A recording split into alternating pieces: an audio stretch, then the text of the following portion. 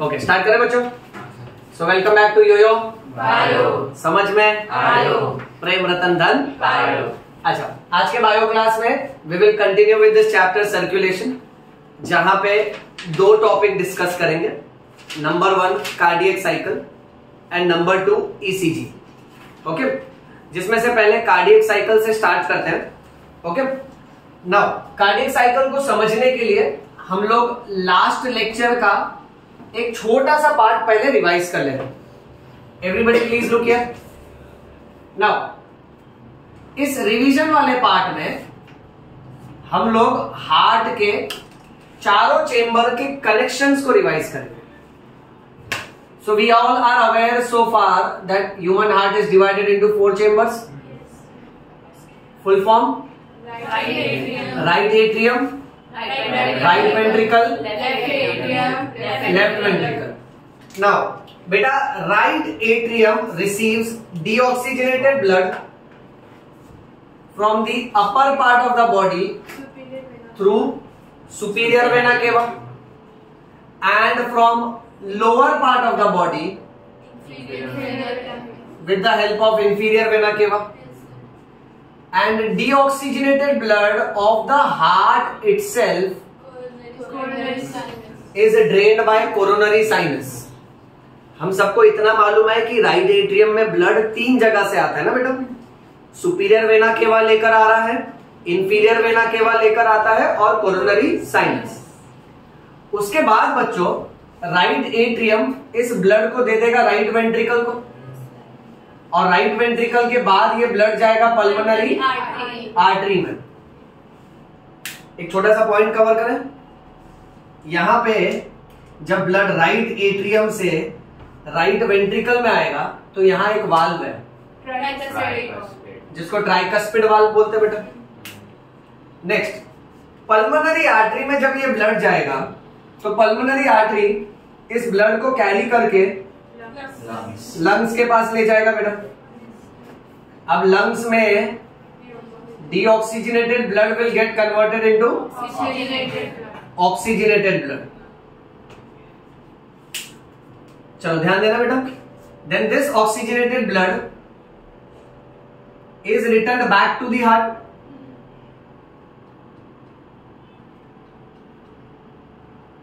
and when it is returned back to the heart, it is returned with the help of 4 pulmonary veins.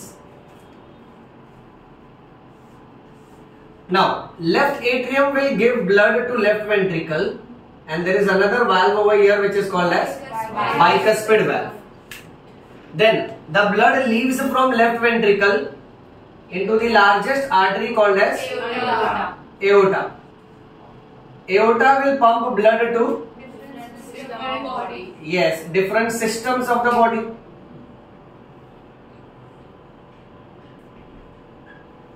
Different systems of the body are receiving oxygenated blood.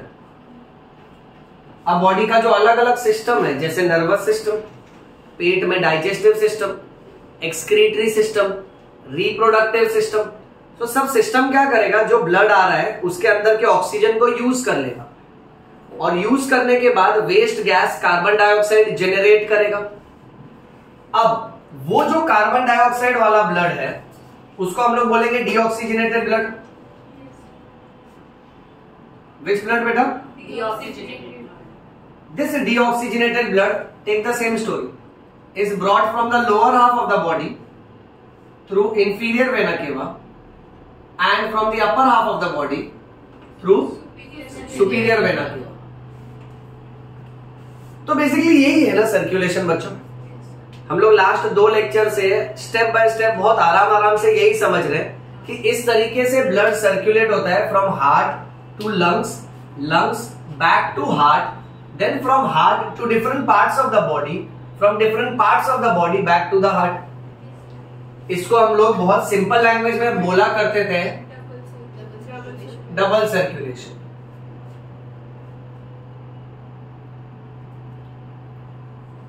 वैसे तो ये part हमने last lecture में पढ़ा था बच्चों, but मैंने फिर भी रिपीट किया क्योंकि आज के लेक्चर के साथ इसका लिंक है। नाउ द पॉइंट इज, आज के क्लास में हम लोग पढ़ रहे हैं कार्डियक साइकिल के बारे में। कार्डियक साइकिल का डेफिनेशन ये होता है, it is the series of all activities occurring in one heartbeat, यानी एक हार्टबीट के दौरान हमारे हार्ट के अंदर क्या क्या एक्टिविटी होती है उसको हम लोग कार्डियक साइकिल बोलते हैं। अब इसमें बहुत कमाल की बात यह है बच्चों कि एक हार्टबीट होने के लिए कितना टाइम कंज्यूम होता है? 0.8 सेकेंड्स। यहां से मल्टीपल चॉइस चालू हो रहा है बेटा। अब हम सबके चेस्ट के अंदर हमारा जो हार्ट कंटिन्यूअसली बीट कर रहा है, तो सोचो सिर्फ एक बीट करने के लिए हार्ट को लगता है 0.8 सेकेंड्स। नाउ थोड़ा सा तुमको मेन टर्म्स से वाकिफ करवा देता हूं। अब इस आंसर में wherever we are going to use the word systole, systole का मतलब होता है contraction, and wherever we will use the word diastole, diastole का मतलब रिलैक्सेशन। नाउ यू इमेजिन बेटा, let's say suppose for example heart, this heart is like let's say tomato ketchup bottle, heart is like tomato ketchup bottle मान लेते suppose. अब ये बोतल को मैंने पकड़ा और मैंने इसको स्क्वीज किया, क्या निकलेगा? सॉस। बहुत अच्छे बेटा, हार्ट ब्लड निकलेगा ना। ये देखो सॉस पर है, खाली इमेजिन करना था। हाँ, केचप नहीं निकलेगा बेटा, ब्लड निकलेगा। क्या निकलेगा? ब्लड। हाँ, तो जैसे ही स्क्वीज किया कंटेंट बाहर, वैसे ही हार्ट के मसल्स जब स्क्वीज होते हैं तो ब्लड निकलता है, राइट? अच्छा, उसके बाद फिर वो बॉटल इलास्टिसिटी की वजह से वापस से अपना नॉर्मल शेप और साइज ले लेती। उसी तरह से हमारे हार्ट के मसल्स भी श्रिंक होने के बाद वापस से अपने ओरिजिनल शेप और साइज पर आते हैं। जब वो श्रिंक होते हैं उसको कॉन्ट्रैक्शन बोलते हैं। कॉन्ट्रैक्शन की वजह से हम लोग ये नोटिस करते हैं कि ब्लड हार्ट से बाहर निकलता है बेटा, और जब हमारा हार्ट रिलैक्स होके वापस से ओरिजिनल शेप और साइज में आता है, तो उस दौरान हम लोग ये नोटिस करते हैं कि ब्लड हमारे हार्ट में फिल होता है। सबको याद रखना है, जैसे टोमेटो केचप बॉटल को जब आप कॉन्ट्रैक्ट करते हो, स्क्वीज करते हो, तो कंटेंट बाहर निकलता है। ओके, जब आप छोड़ देते हो तो उसका नॉर्मल शेप साइज आ जाता है। उसी तरीके से हार्ट जब स्क्वीज करता है तो उसके अंदर जो ब्लड है वो बाहर निकलेगा, और जब वो नॉर्मल शेप साइज को आता है ना, तब उसमें ब्लड का फिलिंग होता है। ये समझा? ओके, यहां पर एक शॉर्ट ट्रिक भी देता हूं, ताकि ना कैसा है कि अपन कहीं फंसने नहीं चाहिए बेटा। यहां की शॉर्ट ट्रिक है डॉक्टर। क्या शॉर्ट ट्रिक है? डॉक्टर। जहां डी से याद रखना डायस्टोल, आर से याद रखना रिलैक्सेशन। सिस्टोल का मतलब कॉन्ट्रैक्शन और डायस्टोल का मतलब रिलैक्सेशन। अब अगर मैंने तुमको बोला एट्रियल सिस्टोल, तो तुमको क्या समझ रहे हैं? एट्रियल सिस्टोल मतलब क्या? एट्रिया का कॉन्ट्रैक्शन। और एट्रियल डायस्टोल मतलब एट्रिया का रिलैक्सेशन। क्लियर है ना? आंसर करो। वेंट्रिकुलर सिस्टोल मतलब वेंट्रिकल का कॉन्ट्रैक्शन, और वेंट्रिकुलर डायस्टोल मतलब ओके। अब अगर मैं तुमसे ये क्वेश्चन पूछूं, यहां देखो, हार्ट के 4 चेंबर में से, हालांकि चारों इंपॉर्टेंट है, बट सबसे ज्यादा इंपॉर्टेंट कौन सा चेंबर? एक हिंट दे देता हूं, ये वो चेंबर है जिसकी वजह से शरीर का एक एक सेल जिंदा है। Left atrium? No. Left ventricle. Left ventricle सबसे ज्यादा इंपॉर्टेंट होता है। सोचो क्यों? करेक्ट, उसमें से एओर्टा निकलता है, और एओर्टा ऑक्सीजनेटेड ब्लड किसको दे रहा है? हाँ, यानी हर सिस्टम को, हर सेल को ऑक्सीजनेटेड ब्लड बांटने का काम लेफ्ट वेंट्रिकल का है। ठीक है, हम लोग को जो हार्ट बीट भी फील होता है ना, वो मोस्टली लेफ्ट वेंट्रिकल के वजह से ही वो एक थ्रस्ट फील होता है बच्चों। लेफ्ट वेंट्रिकल का कॉन्ट्रैक्शन सबसे ज्यादा पावरफुल होता है। लेफ्ट वेंट्रिकल के मसल वॉल्स भी कंपैरेटिवली ज्यादा थिक होते हैं, क्योंकि देखो राइट वेंट्रिकल को तो किधर ब्लड भेजने का है, लंग्स के पास, लंग्स तो बाजू में ही है ना, बट लेफ्ट वेंट्रिकल को तो हर जगह भेजने का है। ग्रेविटी के अगेंस्ट ब्रेन को भी ब्लड देना है, प्लस नीचे एब्डोमिनल ऑर्गन्स को भी देना है, लेग्स को भी देना है, हैंड्स को भी देना है। सो शरीर के अलग अलग हिस्सों को ब्लड बांटने का काम कौन से चेंबर का है? Left ventricle. Which ventricle? Left ventricle. अब ध्यान से सुनना, इसीलिए हालांकि ये जो वर्ड है सिस्टोल डायस्टोल, इसमें हर बार पर्टिकुलरली लिखा जाता है कि एट्रियल सिस्टोल, एट्रियल डायस्टोल, उससे पता चलता है कि एट्रिया का कॉन्ट्रैक्शन, एट्रिया का रिलैक्सेशन। बट कहीं पर अगर ऐसे स्पेसिफिकली नहीं लिखा होगा, सिर्फ लिखा है सिस्टोल एंड डायस्टोल, तो हमेशा ये मान के चलने का कि किसका सिस्टोल और डायस्टोल हो रहा है? Left ventricle. ये समझे? देखो दो तरीके से मैं बोल सकता हूं। मैंने अगर पर्टिकुलरली तुमको बोला कि बेटा right ventricular systole, right ventricular diastole, यानी मैं खासम खास तुझे बोल रहा हूं कि राइट वेंट्रिकल का कॉन्ट्रैक्शन, राइट वेंट्रिकल का रिलैक्सेशन। वैसे ही right atrial systole, right atrial diastole, left atrial systole, left atrial diastole. But जब मैं स्पेसिफिक चेंबर नहीं मेंशन करूंगा, जनरल बोला हार्ट इज इन सिस्टोल, मतलब लेफ्ट वेंट्रिकल की बात कर, क्योंकि चारों में से ज्यादा जरूरी कौन है? Left ventricle. हाँ, तो कोई भी सेंटेंस में जनरली जब सिस्टोल डायस्टोल बोला जाएगा तो लेफ्ट वेंट्रिकल के बारे में ही सोचने का। ओके, चलिए टॉपिक को और आगे ले चलते हैं बेटा। अब कार्डियक साइकिल में एक हार्टबीट में कितना टाइम लगता है? 0.8 सेकेंड्स। नेक्स्ट इंफॉर्मेशन पे चलते हैं। एक हार्टबीट के दौरान हार्ट साउंड्स क्रिएट होगा, and we all are aware that heart sounds are lub dub ना, और धक धक। Heart sounds are lub dub. Lub is called as first heart sound. Dub is called as second heart sound.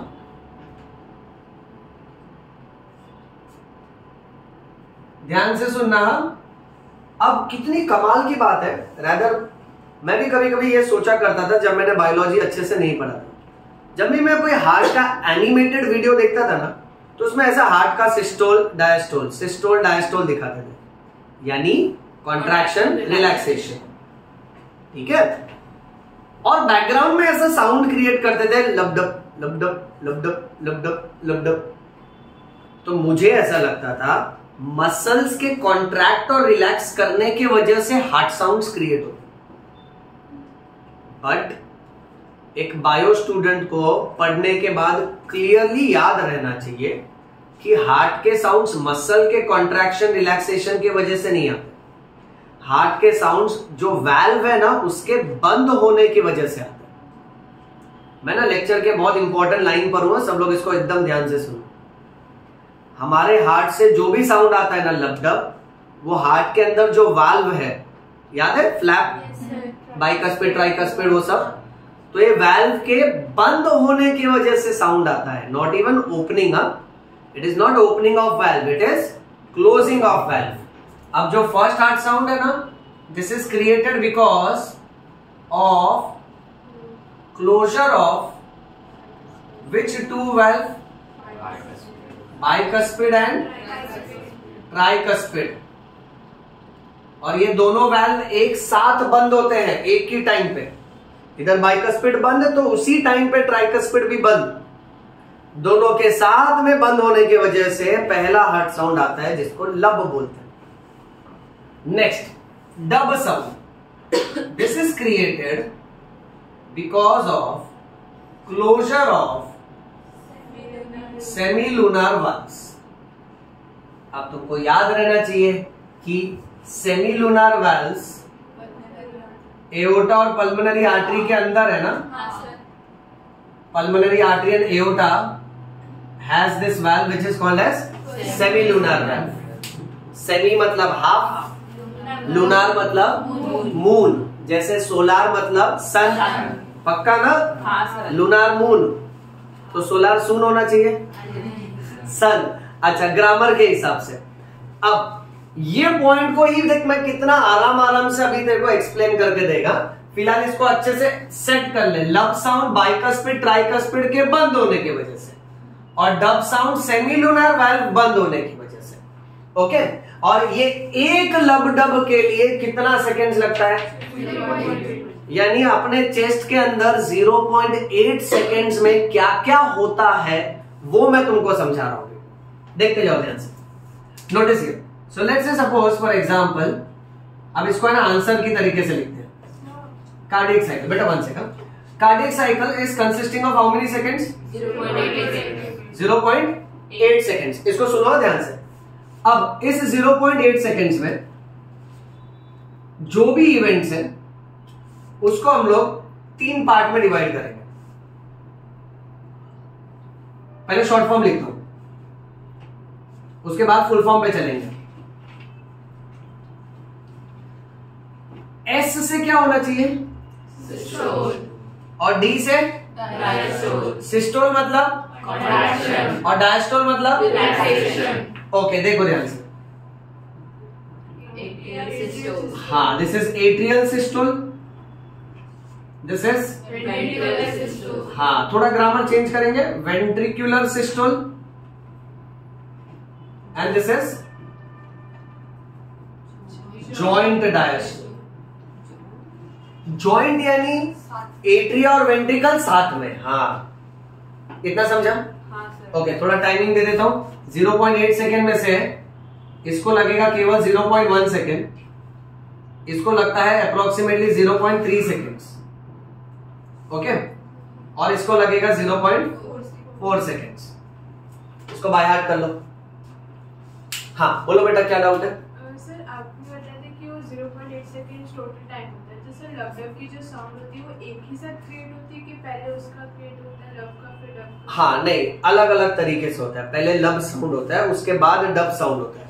और ये जब ऐसा आता है ना, लब डब लब डब लब डब लब डब, तो लब डब मिला के 0.8 सेकेंड्स, और उसमें से लब साउंड ना यहां क्रिएट होगा, डब साउंड यहां क्रिएट होगा। वो अभी हम लोग स्टेप बाय स्टेप देखेंगे। सोचो, हम लोग ने 0.8 सेकेंड्स के इवेंट को भी 3 इवेंट में डिवाइड किया कि पहले एट्रिया कॉन्ट्रैक्ट होगा, उसको 0.1 सेकेंड लगेगा, उसके बाद वेंट्रिकल कॉन्ट्रैक्ट होगा, उसको 0.3 सेकेंड्स लगेगा, फिर दोनों भी एट्रिया और दोनों भी वेंट्रिकल रिलैक्स करेंगे, इसको लगेगा 0.4 सेकेंड्स। अब यहां से अवस्थी सर जो स्टोरी ले जा रहे हैं ना, इस बात को एकदम ध्यान से सुनना। ओके, दिस इज कहानी एक धड़कन की। सो दिस इज KED, कहानी एक धड़कन की। अब इसको कंटिन्यू सुनना, ओके, बिना किसी इंटरप्शन के, सब लोग ध्यान से सुनो। अब ये जो एक धड़कन है जिसको हम लोग हार्ट बीट बोलते हैं, इसको लगता है 0.8 सेकेंड्स। अब 0.8 सेकेंड्स में पहला इवेंट है एट्रियल सिस्टोल। क्या है बेटा? दूसरा इवेंट है वेंट्रिकुलर सिस्टोल, और तीसरा है जॉइंट डायस्टोल। मैं स्टेप बाय स्टेप ना सारे इवेंट्स और पॉइंट्स लिखूंगा बेटा। थोड़ा ग्रामर कट शॉर्ट करता हूं, is of the, full stop, comma, चूचा, ये सब नहीं लिखूंगा, सिर्फ बायोलॉजिकल वर्ड्स। चलो लेट्स बिगिन। इसमें जो फर्स्ट एक्टिविटी हो रही है इसे बोलते हैं एट्रियल सिस्टोल। एट्रियल सिस्टोल से तुमको क्या समझ रहा है बच्चों? दोनों भी एट्रिया क्या कर रहे हैं? अरे बट एट्रिया कॉन्ट्रैक्ट करने के लिए पहले उसमें ब्लड तो भरना चाहिए, तो पहले दोनों एट्रिया को भरने का काम करते हैं। ठीक है, मैं तुमको ये भी सिखाते जा रहा हूं कि आंसर को रट्टा मत मारना बेटा।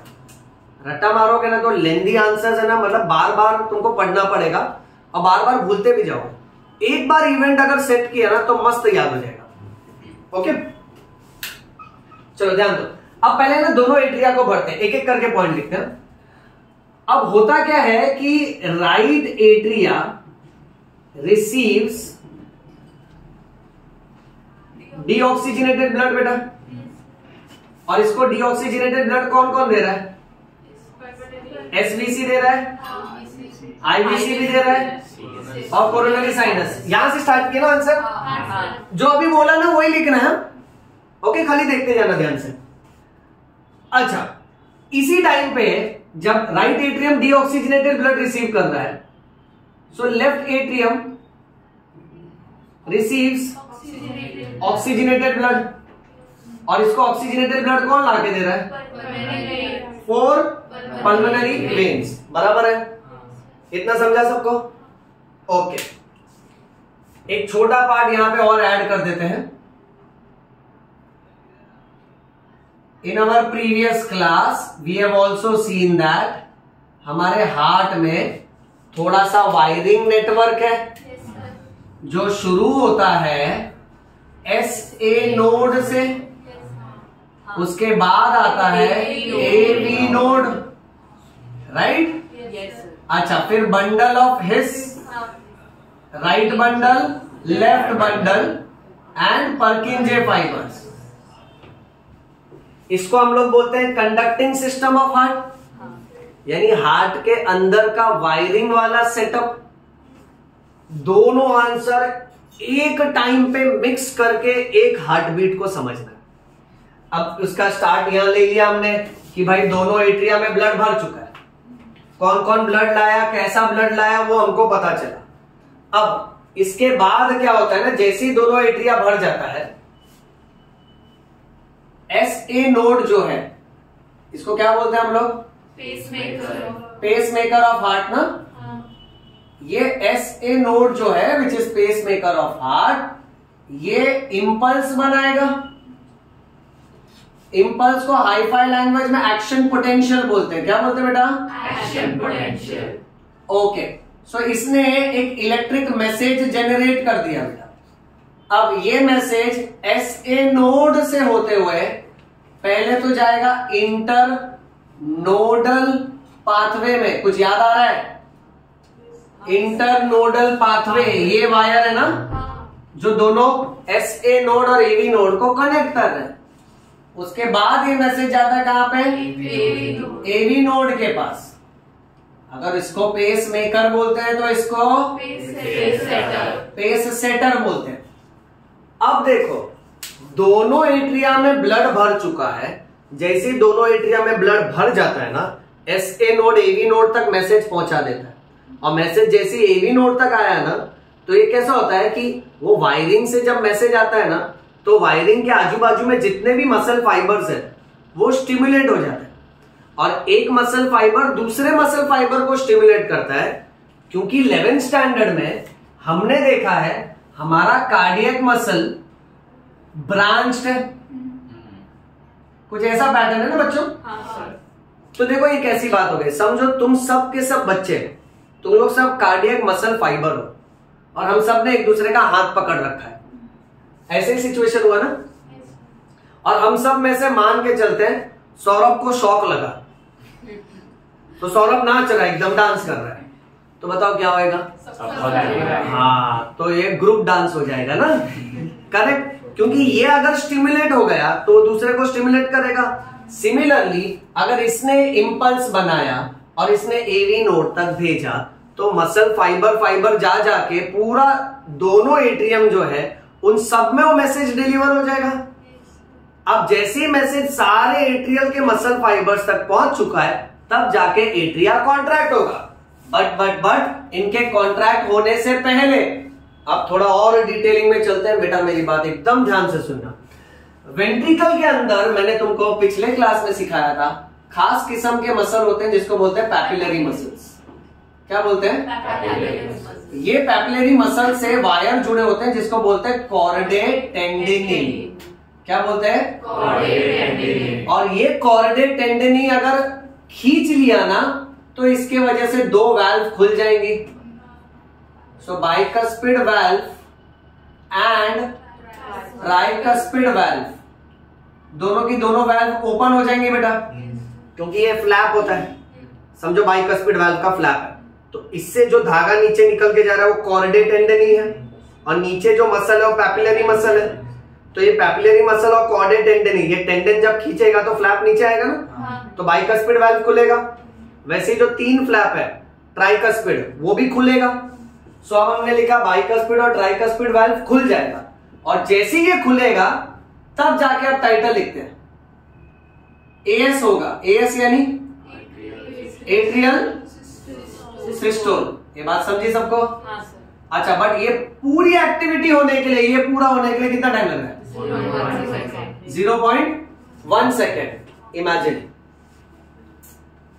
जरा अपने दिल की धड़कन को थाम के रखिए। आधी इवेंट हुई है बेटा, आधी इवेंट बाकी है, देखते जाओ।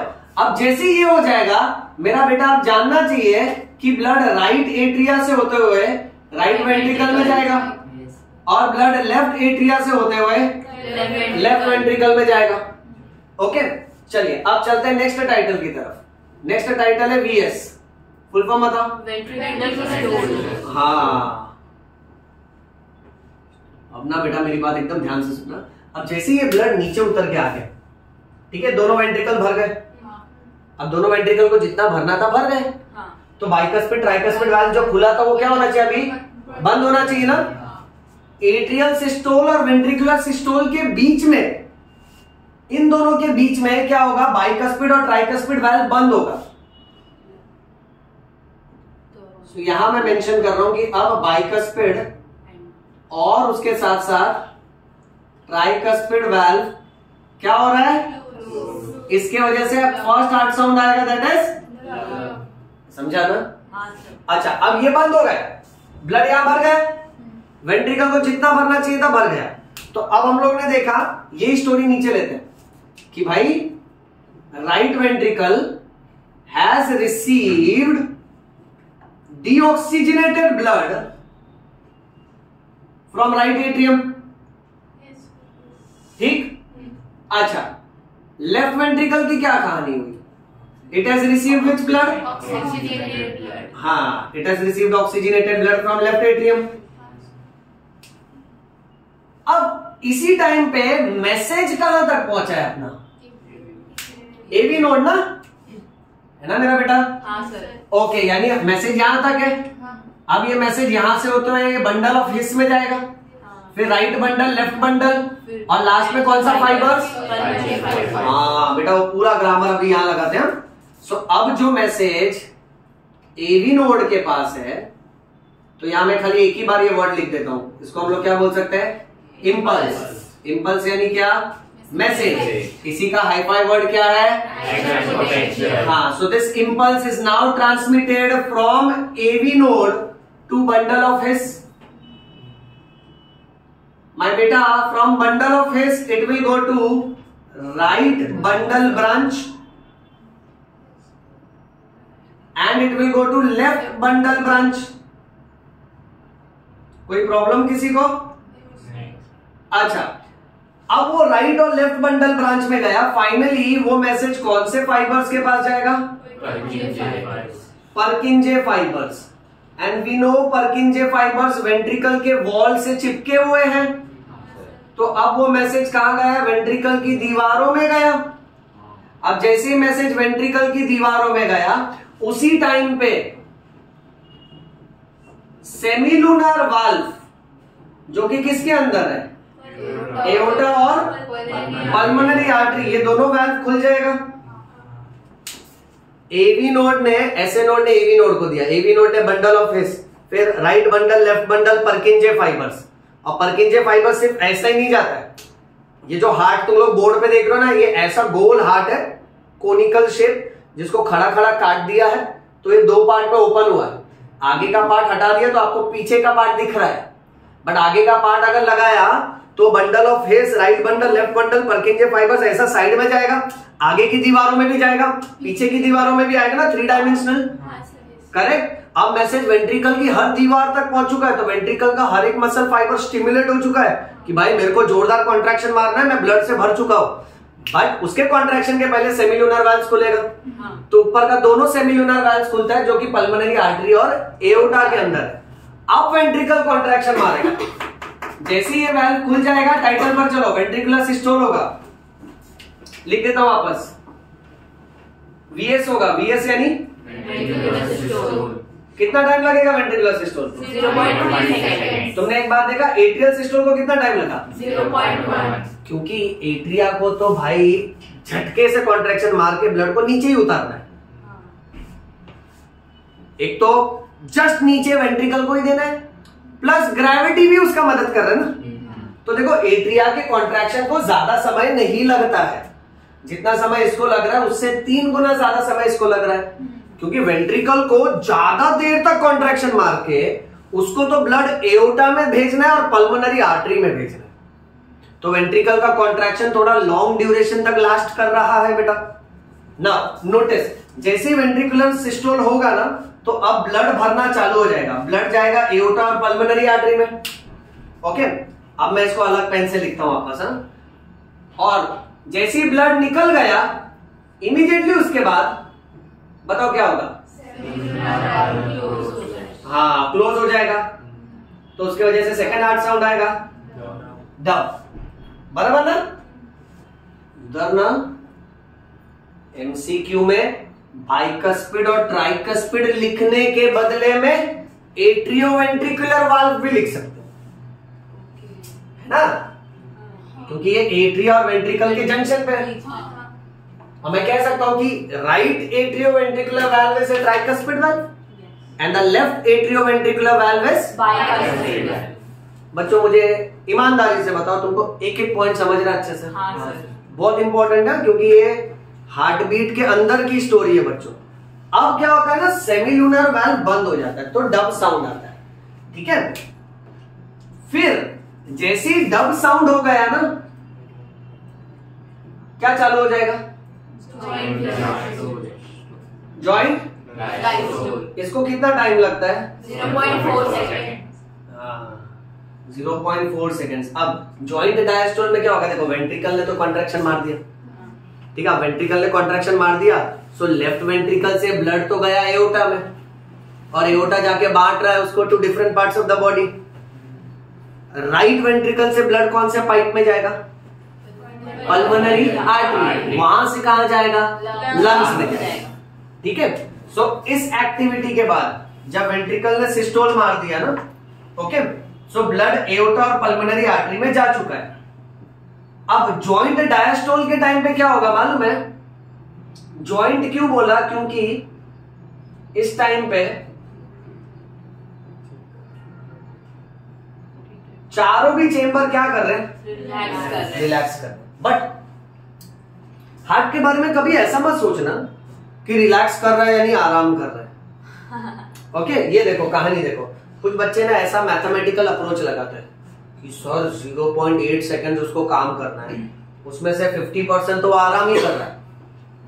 नहीं नहीं नहीं, उसके लिए जो रिलैक्स करने का कंडीशन है, अब चारों चेंबर रिलैक्स कर रहे हैं, तो रिलैक्स करने के टाइम भी एक काम लगा रहता है ना, रिफिलिंग। तो उस टाइम पे जब चारों चेंबर रिलैक्स कर रहे हैं तो इनफैक्ट वेंट्रिकल तो फिर भी रिलैक्स कर रहा है, बट एट्रिया में तो ब्लड वापस भरना चालू हो जाएगा, यानी वापस से ये स्टोरी चालू हो जाएगी। करेक्ट? तो यहां पर मैं सिर्फ इतना लिख देता हूं कि राइट एट्रिया और लेफ्ट एट्रिया ये दोनों का क्या चालू हो रहा है? इनका रिफिलिंग ऑफ ब्लड हो रहा है ना बेटा, और स्टोरी यहां से फिर कंटिन्यू होगी बेटा। अब इसको है ना एकदम अच्छे से समझ के लो, और टॉपिक को थोड़ा है ना फील करके लो। देखो कैसा होता है मालूम है बच्चों, ये जो हमने अभी समझा ना इस जंक्शन पे, इसको समझने के लिए तुमको डबल सर्कुलेशन आना चाहिए, इसको समझने के लिए तुमको कंडक्टिंग सिस्टम आना चाहिए, और ये दोनों को समझने के लिए हार्ट के चेंबर, उसका कनेक्शन, यानी उसके पहले का लेक्चर आना चाहिए।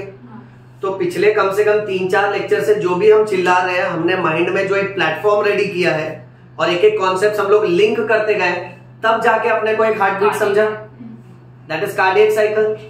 ओके, अब मैं ये लेक्चर के बाहर आके जनरली बात करते हैं। हम सबके चेस्ट के अंदर यही चीज हो रहा है जो हमने पढ़ा, राइट सिंस आवर बर्थ। जन्म से लेकर अब तक constantly the heart goes like lub dub lub dub lub dub lub dub lub dub लबडब, ये चालू है उसका। अब मान लेते ये जो लबडब लबडब लबडब लबडब चालू, इसमें से एक हार्ट बीट पकड़ लिया। कैसा पकड़ लिया? सर पार्ट टाइम तांत्रिक है, पूछने का नहीं मैंने बच्चों को सिखाना है तो मैं कोई भी जादू कर सकता है। ओके, तो मैंने एक हार्ट बीट पकड़ लिया, दैट इज 1 लबडब। अब इस लबडब को ओपन करते हैं, इसके अंदर की सारी एक्टिविटी समझते हैं, that is what is called as cardiac cycle. और इस लबडब के लिए when it goes like lub dub lub dub lub dub lub dub, तो हर लबडब 1 सेकंड से भी कम टाइम लेता है, दैट इज 0.8 सेकंड। अब इस एक हार्ट बीट के अंदर क्या हो रहा है, एक बार शॉर्ट में रिवाइज करते हैं। तो सबसे पहले एट्रियल सिस्टोल होगा, एट्रिया को कॉन्ट्रैक्शन मारना है, बट कॉन्ट्रैक्शन मारने के लिए पहले एट्रिया भरना चाहिए। तो हमने देखा कि राइट एट्रियम में ब्लड आ रहा है एसवीसी, आईवीसी और कोरोनरी साइनस, ठीक। उसी समय पे at the same time left atrium में भी ब्लड आ रहा है through 4 pulmonary veins. See as a human मैं 2 एक्टिविटी साथ में नहीं बोल सकता ना, मेरे पास 2 मुंडी और 2 मुंह नहीं है ना बेटा, राइट। और साथ में भी नहीं लिख सकता, इसलिए एक के नीचे एक लिखा। बट तुम इमेजिन करो उसको, topic will become more realistic कि एक साथ दोनों का फीलिंग हो रहा है। अच्छा, आप दोनों जब भर चुके हैं, आगे की कहानी देखो, तब ऐसे नोड बोलता है अच्छा भर गए ना, अब मैं इंपल्स बनाता हूं। ऐसे नोड का कैसा स्टाइल है, वो मैसेज बनाता है, एवी नोड को देता है। AV node bundle of His, right bundle, left bundle, Purkinje fibres. जैसे पर्किंजे फाइबर्स तक मैसेज गया तो वेंट्रिकल कॉन्ट्रैक्ट मारता है, रिलैक्स करता है। अगेन फिर ये मैसेज डिलीवर करेगा, ये हार्ट कॉन्ट्रैक्ट करेगा, रिलैक्स करेगा। ये वापस से मैसेज इलेक्ट्रिकल वायरिंग की तरह जाएगा, ये कॉन्ट्रैक्ट करेगा, रिलैक्स करेगा। ये बात समझ रहे? ओके, तो एसए नोड मैसेज बना के इंटरनोडल पाथवे और एवी नोड को देता है। अब उस टाइम पे ना पूरे एट्रिया के सारे मसल फाइबर्स, एक एक धागा एक्साइटेड हो चुका है, तो कॉन्ट्रैक्शन मारने वाला है। बट उसके पहले नीचे का बाइकस्पिड और ट्राइकस्पिड वाल्व खुलता है, और जैसे ही वाल्व खुलता है तो एट्रिया कॉन्ट्रैक्शन मारता है। अगर एक्चुअली ना एट्रिया कॉन्ट्रैक्शन नहीं मारता ना तो भी ब्लड गिर जाता नीचे, अपने आप गिर जाता। एनसीईआरटी ने इसके ऊपर से भी एक एमसीक्यू बनाया। एट्रिया के कॉन्ट्रैक्शन मारने की वजह से वेंट्रिकल में जो ब्लड का फीलिंग हो रहा है ना, इट इंक्रीजेस बाय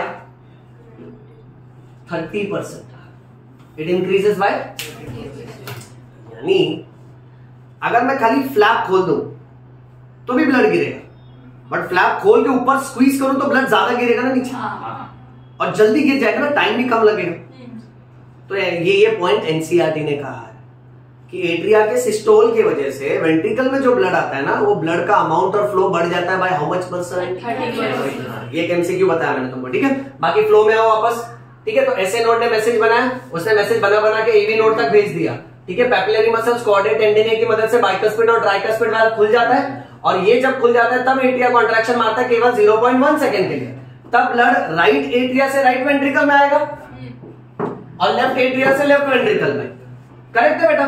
और जैसे ही ब्लड नीचे आया, अब उस टाइम पे बाइकस्पिड ट्राइकस्पिड साथ में बंद होगा, तो फर्स्ट हार्ट साउंड आएगा lub. Imagine in our chest what is pounding like lub dub lub dub lub dub, उसका सिर्फ लब हुआ है अभी। हालांकि हमारे चेस्ट में ये तो चालू ही है कंटिन्यूस, तो हम लोग हमारे समझदारी के लिए इसको रुका रुका के पढ़ रहे हैं ना बेटा। अच्छा, अब उसके इमीडिएटली बाद में क्या होता है, वेंट्रिकुलर सिस्टोल होने वाला है, जिसको 0.3 सेकंड्स लगते हैं बच्चों। अब इस बात पे राइट वेंट्रिकल में जो ब्लड आया वो डीऑक्सीजनेटेड ब्लड है, वो यहां से आया। लेफ्ट वेंट्रिकल में ऑक्सीजनेटेड ब्लड लेफ्ट एट्रियम से। अब वो जो मैसेज बंडल ऑफ हिस में, वो right bundle left bundle Purkinje fibres में जाएगा। पूरा वेंट्रिकल का एक एक मसल फाइबर चार्ज हो चुका है कि अब हम लोग कॉन्ट्रैक्शन मारेंगे, तो लोग ऊपर एओर्टा और पल्मोनरी आर्टरी को बोलता है तेरा सेमिल्यूनर वाल्व खोल, क्योंकि मैं कॉन्ट्रैक्शन मारेगा तो ब्लड ऊपर जाने वाला है। तब जाके सेमिल्यूनर वाल्व खुलता है और वेंट्रिकल कॉन्ट्रैक्शन मारता है। अब वेंट्रिकल के कॉन्ट्रैक्शन मारने की वजह से राइट वेंट्रिकल का ब्लड जाएगा पल्मोनरी आर्टरी में, लेफ्ट वेंट्रिकल का ब्लड जाएगा एओर्टा में, और वेंट्रिकल का कॉन्ट्रैक्शन हो गया यानी वेंट्रिकुलर सिस्टोल हो गया। और जैसे वेंट्रिकुलर सिस्टोल हो जाएगा ना, तो इनके अंदर जो सेमिल्यूनर वाल्व खुला था, दोनों का सेमिल्यूनर वाल्व एक साथ बंद होगा, that creates the next sound called as dub. But अगर हम लोग हार्ट साउंड को बहुत ही बारीकी से एनालाइज करें, see heart sound is not like ला कंटिन्यूस नहीं, it goes like lub dub lub dub lub dub, यानी लब डब के बाद छोटा पॉज है, शांति है ना थोड़ी देर के लिए। See it's not like the continuous sound नहीं है ना, इट्स लबडब स्टॉप, फिर लबडब स्टॉप लबडब, करेक्ट। अब वो जो पॉज आ रहा है ना, वो पॉज है जॉइंट डायस्टोल, क्योंकि जैसे ही सेमिल्यूनर वाल्व बंद हुआ डब साउंड आया। अब डब साउंड के बाद क्या होता है, जॉइंट डायस्टोल होता है। तो चारों चेंबर रिलैक्स कर रहे हैं, बट ऊपर के 2 चेंबर रिलैक्स करने के टाइम उनका रिफिलिंग होता है, तो स्टोरी वापस से यहां से चालू हो जाएगा।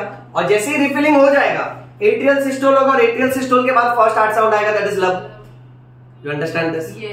सोचो, अकेला ऐसा मसल है हमारे चेस्ट का कार्डियक मसल जो कभी थकता नहीं, और ये एक्टिविटी जो बोलते बोलते मुझे खुद को थोड़ा ब्रेथलेस फील हो रहा है, जो हम लोग इतने टाइम से समझ रहे हैं। और मैंने तुमसे कहा था ये बहुत इंपॉर्टेंट लेक्चर है, अपने को इसका एक एक इवेंट क्रूशियल है, अच्छे से समझना है। वो काम ये कंटिन्यूअसली कर रहा है, जो हम इतने लेक्चर से समझ रहे हैं वो सिर्फ एक हार्ट बीट हमने अभी जस्ट समझा। समझो अगर ये हार्ट बीट को हम लोग फास्ट भी बोले तो फिर भी हम लोग हार्ट की स्पीड को मैच नहीं कर पाएंगे कि वो क्या क्या कर रहा है वो हमको पता चल गया, राइट। बोलना तो दूर की बात है, अगर हम लोग सोचे भी कि हाँ चलो अभी राइट एट्रियम में ब्लड आएगा, लेफ्ट एट्रियम, इतने में तो लबडब बहुत सारा निकल जाएगा। You understand? That is the efficiency of human muscular pump organ called as heart. And इसीलिए हम लोग इसको शॉर्ट में बोलते हैं KED के कहानी एक धड़कन की। यू अंडरस्टैंड दिस बेटा? हाँ सर। ओके अच्छा, अब इसका फोटो क्लिक करो, फिर हम लोग इसके नेक्स्ट पार्ट पे चलते हैं, ठीक है। और इससे रिलेटेड कुछ डाउट है तो अभी क्लियर करवा लो, बोलो। सर कई बार ना सर हार्ट बीट फास्ट हो जाता है, हाँ, yes। स्लो हो जाता है, तो उस केस में इसको कैसे हम लोग समझ सकते हैं? तो उस टाइम पे ना ये सारे स्टेप्स फास्ट और स्लो होते हैं, सारे स्टेप्स। उसको टैकीकार्डिया और ब्रैडीकार्डिया बोलते हैं।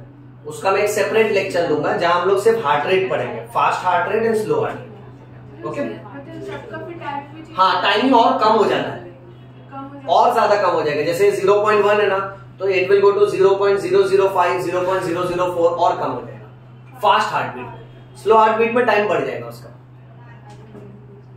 फोटो लिए?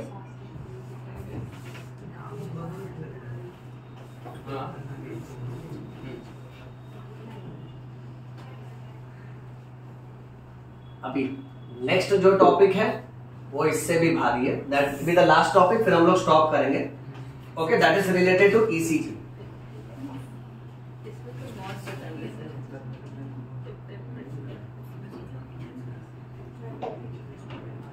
कार्डियक साइकिल ना बच्चों बोर्ड एग्जाम में भी पूछते हैं, थियरी लिखने के लिए भी पूछते हैं।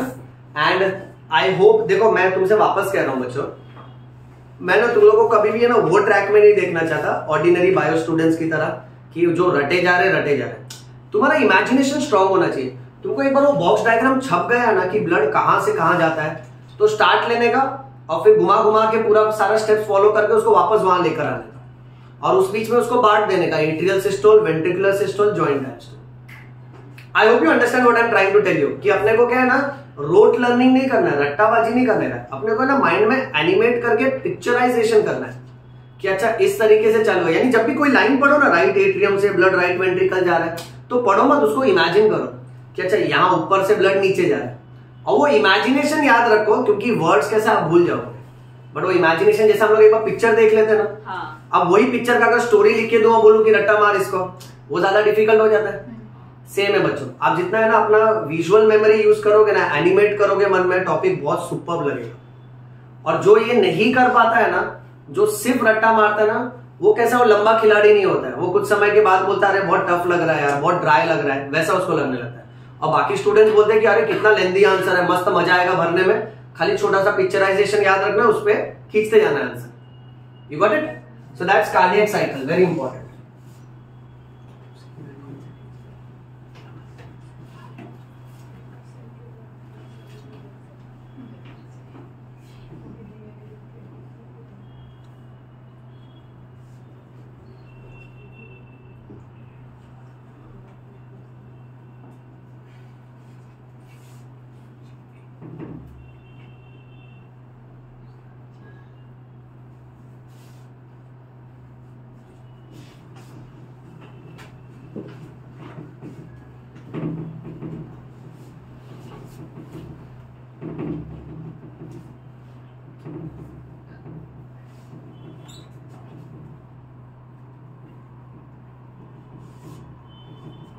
जाने के टाइम हम लोग स्टेथोस्कोप से हार्ट बीट सुन के जाएंगे।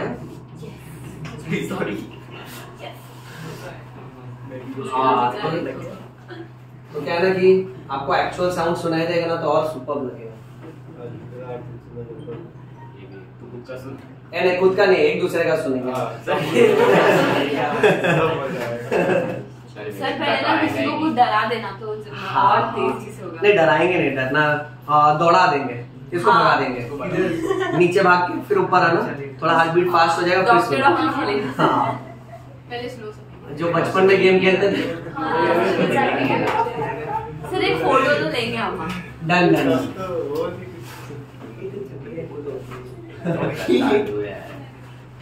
अच्छा, यहाँ तक की कहानी समझी सबको? ओके, अभी है ना नेक्स्ट टॉपिक ईसीजी है। ईसीजी और 3 अलग अलग टर्म्स है, ओके, जो थोड़ा सा अलग आता है कार्डियक साइकिल के साथ। सो 3 टर्म्स यहां लिखूंगा, बाकी 2 पार्ट और प्रेजेंटेशन में सिर्फ ईसीजी सिखाऊंगा, ठीक है। तुम लोग में से किसी ने ईसीजी के बारे में पहले सुना है क्या बच्चों? अच्छा, लेक्चर्स में, ओके। उसके अलावा जनरल लाइफ में, हॉस्पिटल लाइफ में कहीं ईसीजी देखा है तुम लोग ने? सर सिर्फ टीवी पे देखा है। अच्छा, ओके, हाँ वो स्क्रीन पे, ओके, ऐसा ऐसा ग्राफ आता है वो, ओके। तो मैं एक काम करता हूँ, मैं कमिंग लेक्चर में ना एक रियल ईसीजी लेकर आता हूँ, I will arrange for it. तो हम लोग है ना आज जो थियरी पढ़ेंगे ना उसको हम लोग रिलेट करेंगे नेक्स्ट, ओके, लेक्चर में ईसीजी से। और जो अभी अभी पढ़ा है हार्ट साउंड उसको हम लोग स्टेथोस्कोप से सुन के लेक्चर अच्छे से वाइंड अप करेंगे, ठीक है। ओके, नेक्स्ट लेक्चर में ना ईसीजी का एक पूरा रिपोर्ट ले आता हूँ किसी पेशेंट का, तो बेस्ट रहेगा। ओके, तो बिगिन में पहले ना अभी 3 टर्म्स है बच्चों। पहले टर्म को कहते हैं स्ट्रोक वॉल्यूम। क्या कहते हैं बेटा इसको? Stroke volume. Okay, full form पे ध्यान देना इसको। एक्चुअली में एमसीक्यूज में इसको सिर्फ एसवी लिखेंगे बेटा, that stands for stroke volume. इसका मीनिंग देखिए, स्ट्रोक वॉल्यूम का मतलब होता है the amount of blood pumped out by ventricle, especially left ventricle, in one contraction. Stroke volume का नॉर्मल वैल्यू इज 70 ml। सबने सुना ध्यान से? स्ट्रोक वॉल्यूम कितना होता है बच्चों? 70 ml। और स्ट्रोक वॉल्यूम आपसे ये कह रहा है कि भाई लेफ्ट वेंट्रिकल के कॉन्ट्रैक्शन मारने की वजह से, यहां ध्यान दो, कितना ब्लड बाहर आता है वो भी सिर्फ एक कॉन्ट्रैक्शन, क्वेश्चन मार्क। जैसे यहां देखो, let's say tomato ketchup bottle, मैंने स्क्वीज किया, 5 ml केचप निकला, तो एक बार स्क्वीज करने पे कितना निकला? 5 ml। सो इसका स्ट्रोक वॉल्यूम कितना हुआ? 5 ml। उसी प्रकार बच्चों जब हमारे हार्ट का लेफ्ट वेंट्रिकल कॉन्ट्रैक्शन मारता है तो 70 ml ब्लड निकलता है।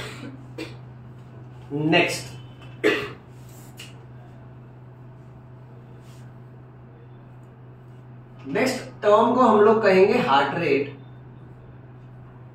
This is also called as pulse rate.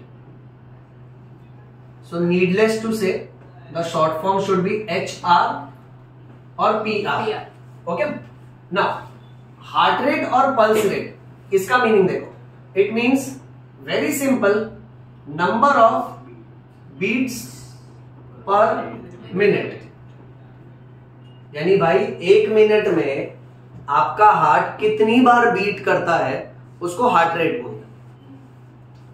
Now in terms of heart rate मैंने आपको पिछले लेक्चर में भी ये बताया था कि एनसीईआरटी ने क्या किया है ना, एनसीईआरटी हमसे कह रहा है कि हमारा हार्ट रेट 70 से लेकर 75 तक होता है और उसको ऐसे मिनट इनवर्स लिखता है, यानी पर मिनट, मिनट रेज़ टू -1, यानी डिनोमिनेटर में जाएगा बेटा। ओके, और एवरेज वैल्यू लेना है तो 72। इसको हम लोग 72 BPM भी लिख सकते हैं। क्यों? सुपर, याद है ना? बट यहाँ पे मैं एड ऑन कर दूं, कभी भी हार्ट रेट को ये नहीं लेना है क्योंकि हॉस्पिटल वैल्यू, हाँ सबको याद है ना? हार्ट रेट अगर हम लोग हॉस्पिटल वैल्यू में देखें ना कि पेशेंट नॉर्मल है कि एबनॉर्मल, सो डॉक्टर्स ये कंसीडर करते हैं 60 to 100 बीट्स पर मिनट। और उसमें अगर किसी का हार्ट रेट फास्ट है तो उसको टैकीकार्डिया बोलते हैं। टैकीकार्डिया का मतलब होता है फास्ट हार्ट रेट। हाँ, तो इसका हार्ट रेट 100 से ज्यादा रहेगा बेटा। और एक होता है ब्रैडीकार्डिया, 60 से कम। यस, ब्रैडीकार्डिया का मीनिंग है स्लो हार्ट रेट। यहाँ पे वैल्यू जो है वो 60 से कम हो जाएगा। कितना समझा? सपोज अगर मैंने किसी का हार्ट रेट चेक किया, उसका हार्ट रेट है 85 बीट्स पर मिनट, तो is it normal, is it fast और is it slow? Very good, 60 से 100 के बीच में आया ना? अच्छा, सपोज मैंने उसका हार्ट रेट चेक किया, उसका हार्ट रेट आया 110, फास्ट ना, सो दिस इज ब्रैडिकार्डिया और टैकीकार्डिया। टैकीकार्डिया। ओके, सपोज अगर किसी का हार्ट रेट आता है 45 beats per minute, bradycardia. Perfect. सो ये याद रखो, slow heart rate and fast heart rate. अब बट ये एक्स्ट्रा नॉलेज के लिए बताया सर ने, ये एनसीईआरटी में मेंशन्ड नहीं है। ओके, ये जो सेक्शन है ना, इसके हिसाब से कैलकुलेशन चलेगा। नेक्स्ट पार्ट एकदम ध्यान से देखना बेटा सब लोग। अब इसके बाद एनसीईआरटी डायरेक्ट चले जा रहे हैं टॉपिक पे और एक्सपेक्ट कर रहे हैं कि हम लोग ये याद रखें, व्हाट इज कार्डियक आउटपुट। इसको CO लिखा जाता है as a short form. Definition same पहला वाला ही लाइन उठाता हूं ताकि मेरे बच्चों को ना सिंप्लीफाइड डेफिनेशन मिले। This is amount of blood which is pumped out by left ventricle. खाली एक पॉइंट बदल दिया मैंने, सिर्फ क्या बदल दिया बोलो? वन कॉन्ट्रैक्शन को क्या कर दिया? 1 मिनट। इसको कार्डियक आउटपुट बोलते हैं। अब इस पार्ट का सबसे ज्यादा इंपॉर्टेंट सेक्शन, कार्डियक आउटपुट का फॉर्मूला है stroke volume into heart rate. पूरे बायोलॉजी में रेयरली कोई फॉर्मूला आता है क्योंकि ये मैथ्स नहीं है, बायोलॉजी, समझ रहे हो? ओके, बट जहां जहां फॉर्मूला आते हैं ना, वो पार्ट बहुत इंपॉर्टेंट हो जाता है। ये फॉर्मूला देखो क्या कह रहा है, cardiac output is equal two stroke volume multiplied by heart rate. अब देखना कितनी सिंपल सी बात है। स्ट्रोक वॉल्यूम क्या कह रहा था? इमेजिन टोमेटो केचप बॉटल, एक कॉन्ट्रैक्शन मारा तो 5 ml निकला। अब मुझे बोल रहा है कि एक कॉन्ट्रैक्शन में अगर 5 ml निकल रहा है तो ये बता, कार्डियक आउटपुट, ये बता कि 1 मिनट में कितना केचप निकलेगा। तो मैं तो सामने वाले से पूछेगा ना, मेरे को ये बता दे कि 1 मिनट में तू कितना कॉन्ट्रैक्शन मार रहा है खाली। नहीं समझा सर। प्योर एग्जांपल देता हूं, अच्छे से रिलेट करो। तो एक कॉन्ट्रैक्शन में 5 ml निकला, सामने वाला बोल रहा है कि मैं 1 मिनट में ना 10 बार कॉन्ट्रैक्शन मार, तो मैं क्या करूंगा, जो 5 ml है उसको 10 से मल्टीप्लाई करूंगा। क्योंकि देखना, एक कॉन्ट्रैक्शन ले 5 ml, दूसरा 5 ml, तीसरा 5 ml, तो ऐसा 10 बार करूंगा तो 50 ml ना। तो यानी 1 मिनट में 50 ml निकला बाहर। सिमिलरली हार्ट के टर्म्स में सोचो, एक कॉन्ट्रैक्शन में अगर वो 70 ml फेंक रहा है तो 1 मिनट में वो कितना फेंकेगा, उसके लिए मैं क्या करूंगा, 70 ml को हार्ट रेट से मल्टीप्लाई करूंगा। Everybody is with me? Okay, चलो इसको सॉल्व करते हैं आगे बेटा। तो स्ट्रोक वॉल्यूम है 70 ml, हार्ट रेट अप्रोक्सीमेटली 72 पर मिनट, स्ट्रोक मार दिया पर मिनट, ठीक है। नंबर साथ में ले लेते हैं, अल्फाबेट साथ में ले लेते हैं, जोड़ी को रब बनाते हैं बेटा।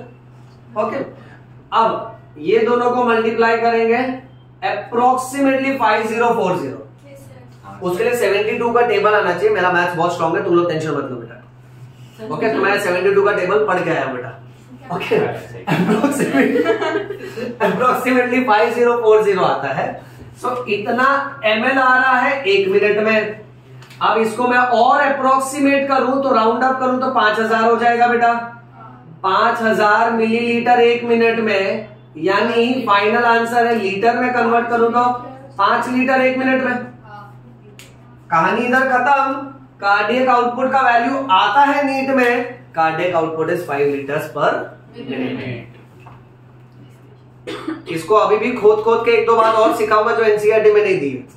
ध्यान से सुनो, कॉन्सेप्चुअल बात है। पहले ना इसका है ना हिसाब दिमाग में सेट कर लो।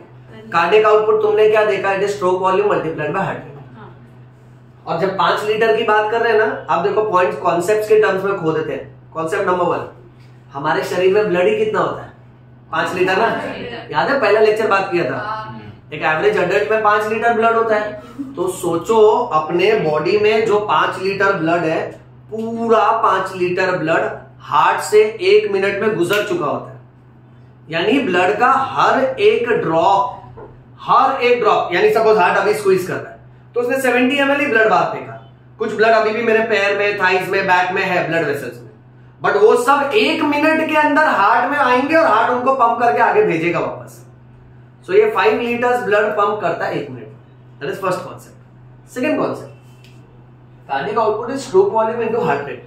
अब कई बार कैसा हो जाता है ना, बात ध्यान से सुनना, लेट अस से सपोज फॉर एग्जांपल किसी को ब्लीडिंग हो रहा है, ओके, एक्सीडेंट हो गया या मान लेते इंजरी हो गई, चाकू लग गया, बहुत हेवी ब्लीडिंग हो रहा है। अब हेवी ब्लीडिंग हो रहा है तो सपोज फॉर एग्जांपल, सब लोग ध्यान से सुनना, ठीक है, मेरे शरीर में 5 लीटर ब्लड है, 1 लीटर ब्लड गया, 4 बचा, ध्यान से सुनना। अब मेरे पास 4 लीटर ब्लड है, तो 4 लीटर हार्ट जब स्ट्रोक वॉल्यूम मारेगा, जब 5 लीटर था तो 70 ml फेंक रहा था, करेक्ट। अब 4 लीटर है तो क्या 70 ml फेंकेगा क्या वो? यानी जैसे सपोज तेरे बिल्डिंग के टाकी में 5 लीटर पानी है, तू नल खोला तो 70 ml निकल रहा है। अब जब 4 लीटर पानी है तो उतना ही पानी निकलेगा कि कम निकलेगा? कम निकलेगा ना। उसी तरह से सोचो, जिसको भी इंजरी होती है, ब्लड लॉस होता है, उसका स्ट्रोक वॉल्यूम कम होता होगा। इसीलिए अब बॉडी क्या करता है मालूम है? बॉडी बहुत स्मार्ट है, बॉडी की जरूरत 5 लीटर की है। उसको मालूम है कि शरीर के हर हिस्से का, ब्रेन को कितना ब्लड चाहिए, लीवर को कितना ब्लड चाहिए, किडनी को कितना ब्लड चाहिए, सबका हिस्सा बटा हुआ है कि 1 मिनट में अगर 5 लीटर आ रहा है ना, चल 1 लीटर तू पकड़, 1 लीटर तू पकड़, 1.5 लीटर तू पकड़, सबको बांटता है वो, ताकि सारे ऑर्गन जिंदा रहने चाहिए। बट अब उसके पास ब्लड ही कितना है? 4 लीटर, स्ट्रोक वॉल्यूम भी कम हो गया। इसीलिए body as a response to haemorrhage and bleeding क्या करता है मालूम? टैकीकार्डिया पैदा कर देता है। टैकीकार्डिया यानी फास्ट हार्ट रेट ना। तो अब जिसको ब्लड लॉस हुआ है ना, उसका हार्ट रेट फास्ट हो जाएगा। अब बॉडी क्या कर रहा है? वही 4 लीटर को फास्ट सर्कुलेट कर रहा है, ताकि उसके पास 5 लीटर तो नहीं है, तो 4 लीटर को अगर फास्ट सर्कुलेट करेगा तो सबका ब्लड सप्लाई वही रहेगा ना। ये समझे? बट बॉडी ये बहुत लंबे समय तक नहीं कंटिन्यू कर सकता, क्योंकि कुछ टाइम के बाद ब्लीडिंग तो चालू ही है, कुछ टाइम के बाद वो ब्रैडीकार्डिया में जाएगा। That will be the worst phase. तो ऐसा होता है। यानी अब एक बात आपको ये समझना है, नेक्स्ट कॉन्सेप्ट, कि बॉडी कुछ भी करके है ना, ये पैरामीटर को मेंटेन करने की ट्राई करता है। अगर ये कम हो गया तो ये बढ़ा देता है। ये समझे? अच्छा, अगर मान लेते ये कम हो गया तो स्ट्रोक वॉल्यूम बढ़ जाएगा। जैसे मान लेते suppose for example let's say कि किसी का हार्ट रेट ना बहुत स्लो हो गया, वो ना एकदम सोया है, सुस्त है, उसका हार्ट एकदम लॉकडाउन जिंदगी हौले वाले चल रही है एकदम। हाँ ठीक है, तो उसको तो भाई 5 लीटर तो जाना ही है ना। तो यहाँ पे जो 72 था, मान लेते अगर 42 हो गया, तो ये भी बढ़ चढ़ के 80-90 तो होएगा ना। तो ये लोग क्या करते हैं, स्ट्रोक वॉल्यूम और हार्ट रेट, बॉडी के अंदर ऐसा ऑटो रेगुलेशन है कि दोनों पैरामीटर्स को फ्लक्चुएट करके वो मेंटेन करता है 5 लीटर। ऐसा सुपर्ब सा बात है। अच्छा, अब क्या नीड है ना, इतना अंदर नहीं घुसता है, ये क्या है, मेडिकल लेवल की बातें हो गई, और तुमसे ये सारी बातें ना कोई इतना डिटेल में डिस्कस भी नहीं करेगा। ओके, तुमसे सिर्फ इतना एक्सपेक्टेड है। नीट क्या एक्सपेक्ट करेगा मालूम है?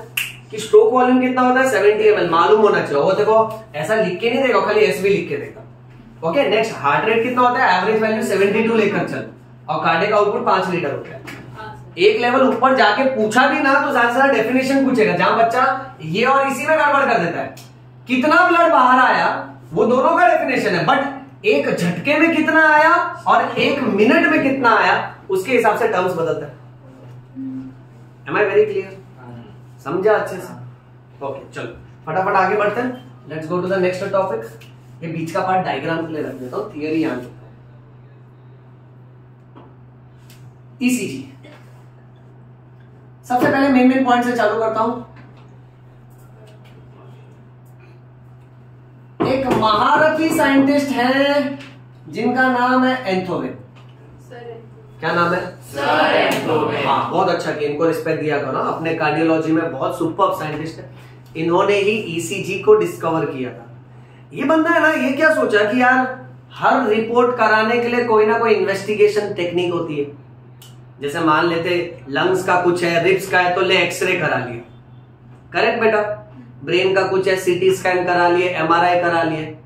बट हार्ट का एक्टिविटी सही चल रहा है या गलत चल रहा है, वो पहचानने के लिए भी कोई रिपोर्ट होना चाहिए।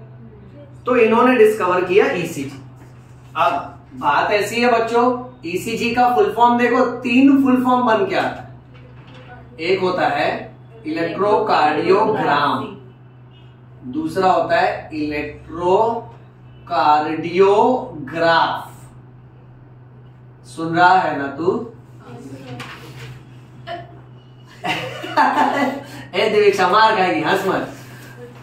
Last electrocardiography. अब तीनों में फर्क देखो। अब इलेक्ट्रोकार्डियोग्राम, इलेक्ट्रोकार्डियोग्राम जो है ना, ये पेशेंट का रिकॉर्ड है। रिकॉर्ड यानी पेपर, थोड़ी देर में समझाता हूं।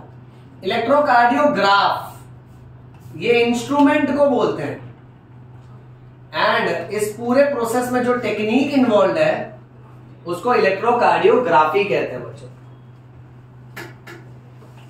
नाउ माय डियर स्टूडेंट्स, आने वाला 1 या 2 लेक्चर बहुत हाई लेवल जाएगा जहां हम लोग हार्ट अटैक और डिजीज की बात करेंगे, और तब है ना मैं तुमको ये समझाऊंगा कि अगर किसी को भी हार्ट अटैक होता है तो डॉक्टर कौन से ग्राउंड्स पे सोचता है, उसके दिमाग में क्या चल रहा होता है, तब वो तुमको बोलेगा कि नहीं अब ये रिपोर्ट कराओ, नहीं अब क्या इसको इंजेक्शन देते हैं, नहीं इसका ऑपरेशन कराते हैं। तो कैसा है ना कि तुमको वो पता चलेगा कि on what aspect and criteria is the doctor thinking कि आगे का कोर्स क्या होगा।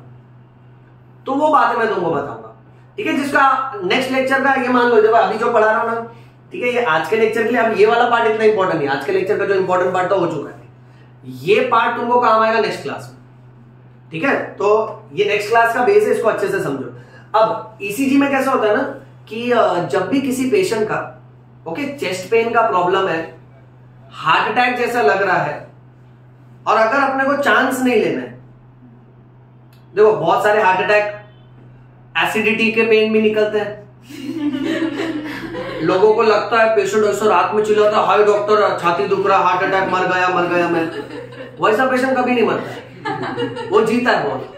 जो बेचारा चुपचाप आके बोलता है दुख रहा,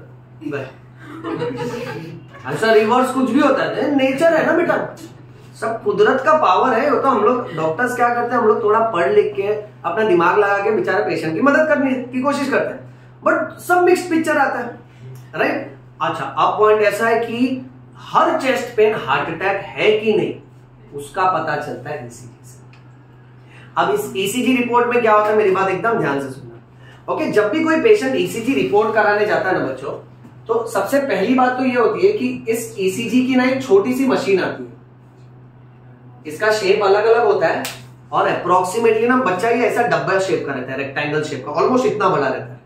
ओके, ऐसा पूरा रेक्टेंगल शेप का रहता है। अब बात ऐसी है कि इस मशीन का एक एंड ना वायर जो है वो प्लग से कनेक्टेड होता है बच्चों। एवरीबडी बी अटेंटिव, प्लग से कनेक्टेड रहेगा, जो एक्चुअली अपने को सॉकेट में इंसर्ट करना होगा। नेक्स्ट, इसके अंदर ना एक ग्रूव, एक ऐसा पॉकेट होगा जिसमें से रोलिंग पेपर बाहर निकलता है। जैसे जब हम जेरोक्स कराते हैं तो कैसे पेपर स्लाइड होकर बाहर आता है, वैसे एक सेक्शन ऐसा रहता है जिसमें से पट्टी जैसा पेपर निकलते ही जाता है बाहर, अनलेस एंड अनटिल उसमें पूरा का पूरा ग्राफ नहीं आ जाता। नेक्स्ट, नीचे की तरफ कुछ बटन्स की सेटिंग्स होती हैं बच्चों, और इस तरफ से वायर का मोटा सा झुंड निकलता है। अब इस झुंड में 2 तरह की वायरिंग होती है बेटा। एक वायरिंग नेटवर्क में 6 वायरिंग क्लिप्स होती है बेटा। कितनी वायरिंग क्लिप्स होती है? 6। ओके, सब लोग ध्यान से देखना, ये 6 की 6 जो वायरिंग क्लिप्स है, इसके ऊपर ट्रायंगुलर रबर का छोटा सा सक्शन पंप जैसा लगा हुआ है। वो छोटा सा रबर जैसा नहीं आता, जैसे मान लो उसको दबा के अगर दीवार पे लगा दे तो चिपक जाता है, हाँ ऑलमोस्ट वैसा ही रहता है बच्चों ये। तो ये कैसा ना कि इसको यूं चेस्ट पे लगाया जाता है, इसीलिए इसको, हाँ, इसको चेस्ट इलेक्ट्रोड बोलते हैं। क्या बोलते हैं? Chest electrode. अच्छा, ईसीजी की भाषा में जहां जहां हम लोग इलेक्ट्रोड वर्ड बोलेंगे ना, उसके बदले लीड्स बोलना होता है उसको, इसलिए इसको टेक्निकल टर्म्स में चेस्ट लीड्स बोलते हैं। क्या बोलते हैं बेटा? Chest leads. तो हम लोग यहां मेंशन कर देते हैं, ये लीड्स 2 तरह की होती है। There are chest leads and there are limb leads also. Chest leads कितनी होती है? 6, और लिम्ब लीड्स होगी 4।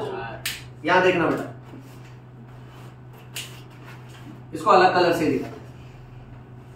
अब लिम्ब लीड्स जो है ना बेटा, इसके आगे इस तरह का बड़ा बड़ा क्लिप लगा होता है बेटा।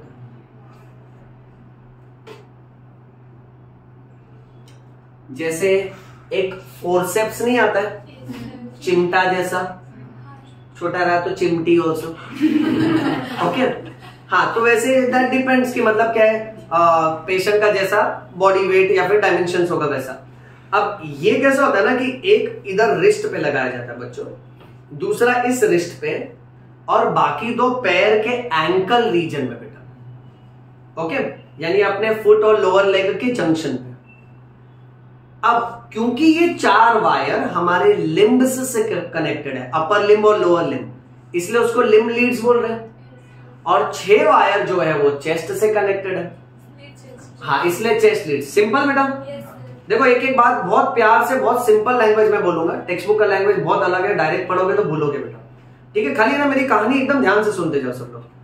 अब पॉइंट कैसे मालूम है, जब ये 6 वायर चेस्ट पे लगाते हैं ना, इसका रूल नंबर 1 ये होता है कि ये टी शर्ट के ऊपर से नहीं लगाते, ये बेयर चेस्ट पे लगाते हैं। अंडरस्टैंड, बेयर चेस्ट का मतलब कैसा है ना कि पेशेंट का टी शर्ट एंड गाउन वगैरह सब ओपन करना पड़ेगा, 1। सेकेंड, मेल्स के मामले में हैरी चेस्ट होता है ना, यानी एक्सेस हेयर होते हैं, तो पहले उसको शेव करना पड़ता है, यानी रेजर्स जो होते हैं ना, हॉस्पिटल रेजर्स होते हैं, उससे लोग फास्ट क्या है, पहले सबके सब हेयर ट्रिम कर देते हैं, हेयर निकाल देते हैं।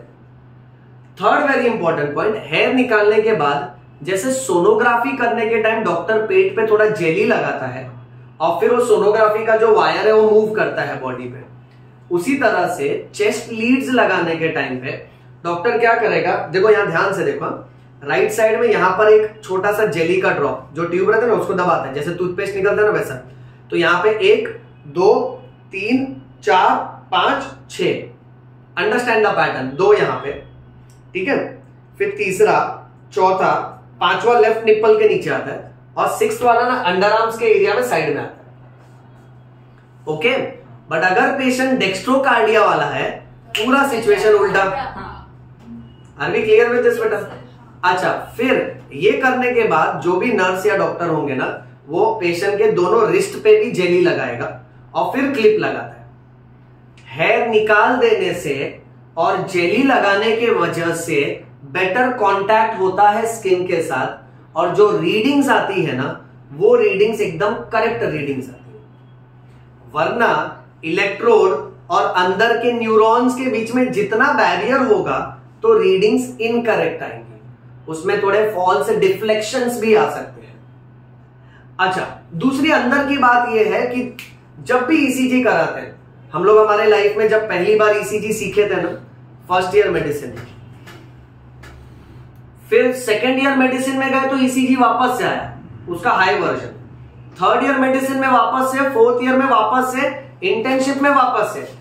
इंटेंसिव केयर का जब कोर्सेज किया हम लोग ने, आगे के बुक्स पढ़े, एमडी बुक्स पढ़े, तो उसमें और ज्यादा आता है। यानी ईसीजी एक ऐसा टॉपिक है, अगर मैं आपसे एज अ डॉक्टर कहूं और शेयर करूं तो ये कैसा है, हर बेसिक डॉक्टर्स को भी इसका डिटेलिंग नहीं आता। जो फैमिली डॉक्टर्स होते हैं उनको बेसिक वाला पार्ट ही आता है, बट इसके रियल चैंपियंस होते हैं कार्डियोलॉजिस्ट, जिसको आप मान लो उसने पूरा जिंदगी से वो ही पढ़ा, उसको A to Z आता है इसका, मतलब वो हमारे फील्ड में they are great doctors. See all doctors are good doctors, but some of the experts they are great doctors, और वो प्रोफेशनल रिस्पेक्ट हम लोग भी मेंटेन करते हैं। बट लेकिन ईसीजी का सबसे सुपर वाला पार्ट ये है कि एक बार जब सीखना चालू करते हैं, उसका एटलीस्ट बेसिक भी समझने लगता है, जब पेशेंट के सामने आप देखते हो क्या ये पेशेंट का ये ईसीजी, आप सेंस करने लगते हो, अरे ये तो हार्ट अटैक का है।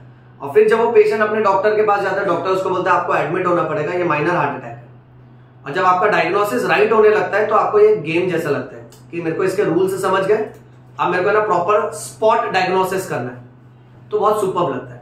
और उसके लिए चाहिए रहता है extensive dedication and passion, okay, कि आप हॉस्पिटल में एक्सटेंसिवली काम करो। अब ईसीजी के टाइम एक और रूल है, अंदर की बात है, ये बुक्स में तो लिखा ही नहीं है दूर दूर तक। जब भी ईसीजी करवाया जाता है ना, पेशेंट के बॉडी में जितने भी मेटालिक ऑब्जेक्ट्स हैं वो निकलवा दिए जाते हैं। यानी अगर if in case patient ring पहना है, या उसके जेब में 5 रुपए का कॉइन है अगर, ओके, या गाड़ी का चाबी है, ठीक है, या तो फिर ईयर पियर्सिंग है, नोज पियर्सिंग है, तो उसको वो सारे मेटालिक ऑब्जेक्ट्स निकालने पड़ते हैं, क्योंकि मेटल्स के वजह से भी जो वेव फॉर्म्स आते हैं ना वो डिफ्लेक्ट होते हैं, और फॉल्स डिफ्लेक्शन के वजह से बहुत सारे ऐसे वेव फॉर्म्स आते हैं जो कुछ बीमारियों में देखे जाते हैं। तो डॉक्टर इंटरप्रेट कर देता है ये तो ये बीमारी है, फिर जब और एडवांस रिपोर्ट कराते हैं तो पता चलता बीमारी नहीं है, फिर पता चलता अच्छा ये मेटल लेके अपना ईसीजी का रिपोर्ट करवाया था। और अगर इफ इन केस पेशेंट के बॉडी के अंदर ही मेटल है, जैसे किसी का आर्टिफिशियल नी जॉइंट है, रॉड्स है, प्लेट्स है, सोने का दांत है, right, under that situation it is noted on the ECG कि this patient has a metallic implant in the body. तब जाके कार्डियोलॉजिस्ट इम्प्लांट का जो ग्राफ आता है ना ऑलरेडी डिफ्लेक्टेड वाला, उससे कंपेयर करता है कि कौन सा ट्रू वेव फॉर्म है और कौन सा फॉल्स डिफ्लेक्शन क्रिएट हुआ है। बहुत बात है बट ये बहुत सुपर है, जिसमें से मैंने तुमको तो तुम्हारे लेवल के हिसाब से तो मोर देन इनफ बताया बच्चों। अब ये जैसे पेशेंट के साथ कनेक्ट कर दिया, जेली वेली लगा दिया, पेशेंट सोया है मस्त में एकदम, ठीक है, सोया है मतलब अभी उठेगा वापस। ओके, हाँ, अब जैसे ही बटन प्रेस किया जाता है ना, यहां से पेपर आना चालू हो जाता है। अब जो पेपर आता है उस पेपर का भी रूल है, बोर्ड एग्जाम में जब ईसीजी आएगा ना बच्चों, ठीक है, ये जो सब स्टोरी बोला ना इसको ओन पॉइंट्स में लिखते रहने का मस्त में। अब बात ऐसी है कि ये जो डब्बा मशीन है ना, इस मशीन को बोला इलेक्ट्रोकार्डियोग्राफ। क्या बोला है? इलेक्ट्रोकार्डियोग्राफ। हाँ, और मेरे को जो पेपर मिला, सपोज फॉर एग्जांपल इस पेपर को मैं काफी ज्यादा जूम करके ड्रॉ कर रहा हूं बेटा। मान लेते हैं पेपर की पट्टी और इसके बैकग्राउंड में उस पेपर में ग्राफ पेपर ही होता है बेटा।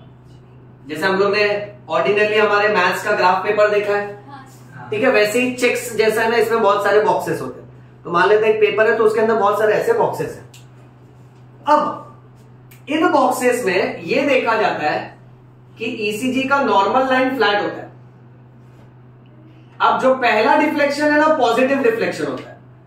पॉजिटिव डिफ्लेक्शन यानी फ्लैट लाइन के ऊपर। सब सुन रहे हैं ना ध्यान से? देखो लास्ट 5 to 10 मिनट्स ये जरा भी इसको ब्रेक नहीं करना बेटा। उसके बाद ये देखा जाता है कि एक नेगेटिव डिफ्लेक्शन आता है, फिर एक बड़ा पॉजिटिव डिफ्लेक्शन, फिर एक बड़ा नेगेटिव डिफ्लेक्शन। जो पहला पॉजिटिव डिफ्लेक्शन था उसको पी वेव नाम दिया है, इसको क्यूआरएस कॉम्प्लेक्स बोलते हैं। क्या बोलते हैं बेटा? QRS complex. उसके बाद फिर फ्लैट लाइन आती है, फिर एक और बड़ा सा पॉजिटिव डिफ्लेक्शन आता है, इसको टी वेव बोलते हैं। मेरा बेटा सुना सबने? ओके, पहला जो पॉजिटिव डिफ्लेक्शन है उसको क्या बोला? P wave. First positive deflection बेटा। उसके बाद क्यूआरएस कॉम्प्लेक्स और उसके बाद टी वेव। नाउ इस ग्राफ पेपर को हर ग्राफ पेपर के साथ कंपेयर किया जाता है। ऑर्डिनरी अगर हम लोग कोई भी ग्राफ देखते हैं तो उसमें वाई एक्सेस और एक्स एक्सेस होता है। ईसीजी में भी एक्स एक्सेस का मतलब होता है टाइम और मेरा बेटा वाई एक्सेस का मतलब होता है वोल्टेज। सबने सुना? एक्स एक्सेस का मतलब टाइम और वाई एक्सेस का मतलब वोल्टेज। ओके, नेक्स्ट, इस ईसीजी में जो वेव्स है उस पे बहुत क्वेश्चन आते हैं। अब इन वेव्स को 3 में डिवाइड किया है। पहला है पी वेव, दूसरा है क्यूआरएस वेव और तीसरा है टी वेव। अब एक लैंग्वेज सिखाता हूं, उसके हिसाब से याद रखना। पी वेव आता है बिकॉज ऑफ एट्रियल, नया वर्ड आ रहा है सब लोग ध्यान दो, depolarization. P wave is coming because of atrial depolarisation.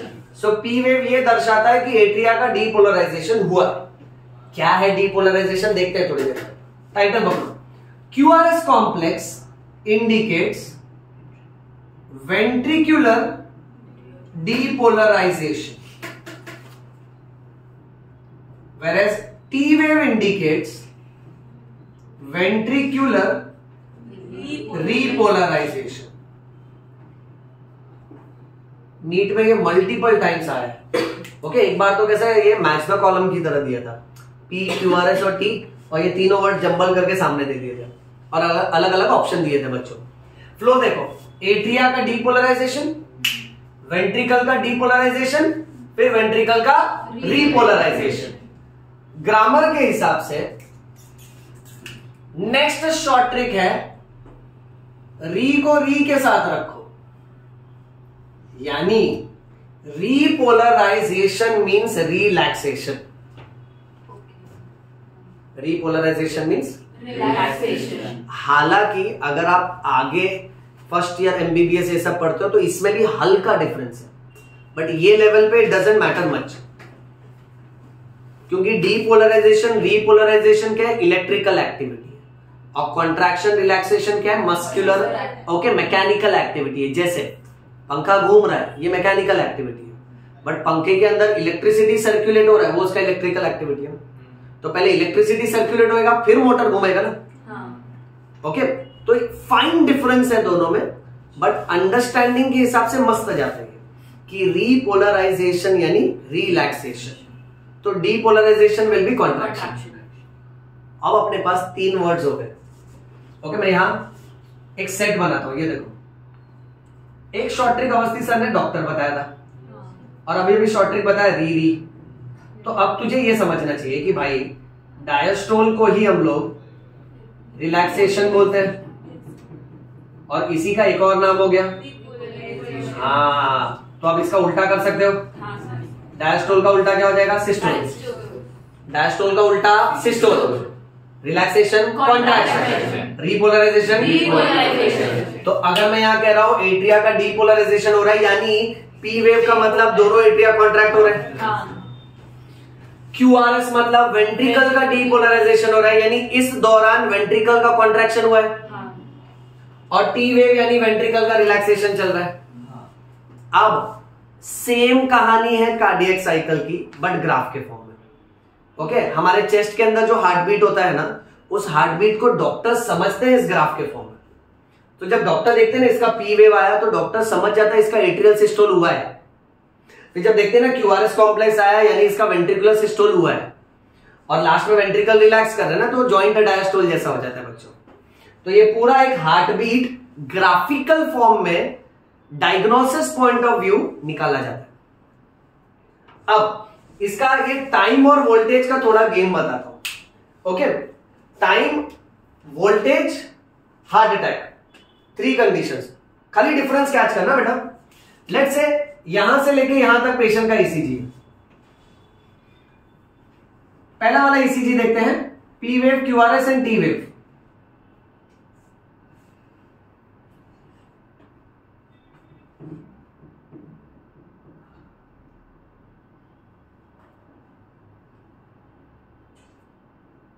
अब इसमें ठीक है, इसको ऐसे ही रखते हैं, ये पहला ईसीजी है। और तुमको मालूम है ईसीजी ना 2 तरीके का हो सकता है बच्चों, एक होता है डिजिटल और एक होता है पेपर। पेपर यानी भाई इसका प्रिंट आउट ले लिया, डिजिटल यानी तुम हॉस्पिटल में जाते हो, आईसीयू में टीवी लगा रहता है, उसमें ये चालू ही रहता है ना, तो वो कैसे, वो डिजिटल, वो चालू ही रहेगा। बट अगर मेरे को रिकॉर्ड के लिए चाहिए कि भाई हाँ इस टाइम पे ऐसा था हार्ट बीट बताओ, तो प्रिंट आउट जो लेते हैं वो अलग। ओके अच्छा ये तुमने पहला ईसीजी देखा। अब दूसरा देखते हैं बेटा, P wave, QRS and T wave.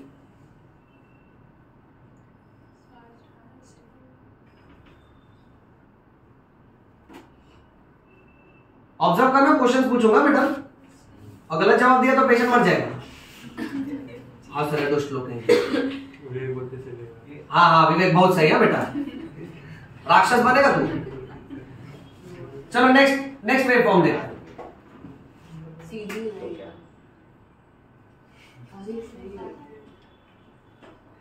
देखो अभी तुमको भी थोड़ा थोड़ा समझने लगेगा स्क्रीन में क्या चल रहा है क्या नहीं चल रहा है। हाँ सर पहले ग्राफ जो तीसरे ग्राफ की आ रही ओके नेक्स्ट लेटर से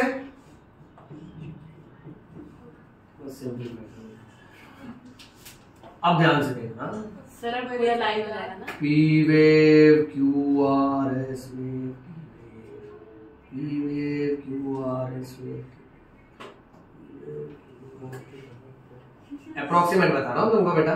सर क्या तुमको ज्यादा बता दूंगा ना तो तुम एक दिन में कार्डियोलॉजिस्ट बन। Once I was wandering around railway station, वहां रेलवे स्टेशन में बुक काउंटर पे एक बुक लटक रही थी, how to become doctor in 24 hours. बाप रे। मेरे को अरे बुक छोड़ो, मेरे को टाइटल पढ़ के लगा मेरा पूरा जिंदगी में बेवकूफी किया। 7-8 साल से फोकट गधा मजदूरी मेहनत कर रहा हूं, ये तो एक दिन में डॉक्टर बनाते हैं। नीट वीट सब गया भाड़ में। सर ऐसा होता है? अरे बस पागल बनाते हैं सर इतने की चीज। अरे 125 रुपए की बुक नहीं। सर ये सीधा कब होगा? आ रहा हूँ। पहले मुझे फिनिश तो कर लेने दो ना यार, मेरा बच्चा। स्टेशन तो बता। अभी तुम लोग जाओगे ना, खरीदोगे ना बुक? सर नाना से पारा योगा अच्छा, इतने पैटर्न हो गए। अब थोड़ा पैटर्न चेंज है। सीधी लाइन में मार देगा तुम लोग को। तुम चाहते हो पेशेंट मर जाए, जल्दी मर जाए, हम लोग घर चले जाए। सही बात है। देखो 2-3 मिनट बोले। अमन तू भी बोला ना, रुक तेरे को तो पहले पीटता हूँ। और प्रथम तू बस मेरा कैच पकड़ना, देखो बताता हूँ। होमवर्क डबल करता हूँ तुम लोग सबका। होमवर्क ही देते तो क्या पढ़े? हाँ ना यार, मैं बहुत कम होमवर्क देता हूँ। नहीं बहुत देते हो सर, बहुत देते हो सर। ये क्या है वो तो कुछ समझ ही नहीं है। अरे गया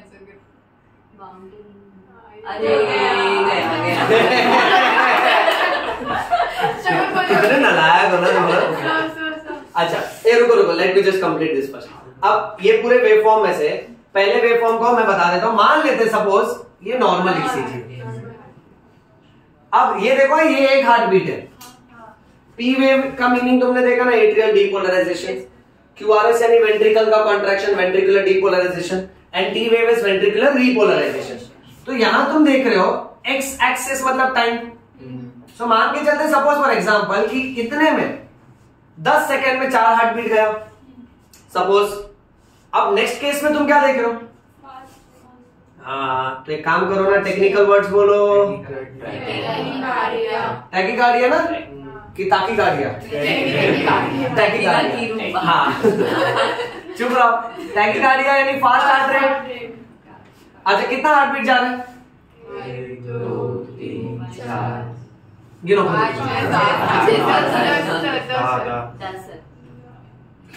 हाँ तो जा रहा है ना फास्ट। ओके, अब यही ईसीजी अगर पेपर पे नहीं होता, अगर ये सिर्फ स्क्रीन पे होता, तो ये डिजिटल स्क्रीन है ना, जब जब एक हार्ट बीट आती है तो आवाज निकालता है पिप। जब डॉक्टर्स आईसीयू में रहते हैं ना, तो ईसीजी का ग्राफ का ऐसा हो जाता है पिप पिप पिप पिप। ध्यान देना। अब सपोज एक पेशेंट के बाजू से गए, सपोज फॉर एग्जांपल, ध्यान से सुनना। हाँ सपोज पेशेंट कौन है, क्या नाम बेटा? विवेक।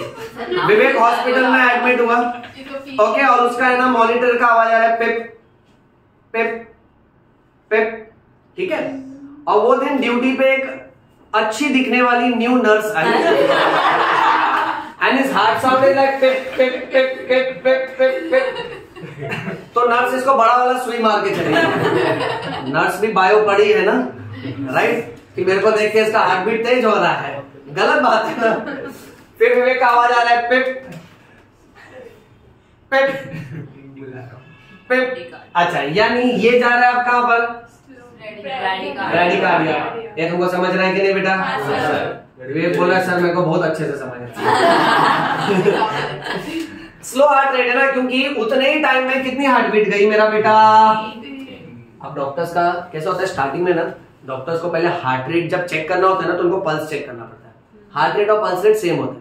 अगर स्टेथोस्कोप लगा के सुना ये 72 टाइम्स नॉइज कर रहा है, तो ये 72 टाइम्स वाइब्रेशन देता है 1 मिनट में।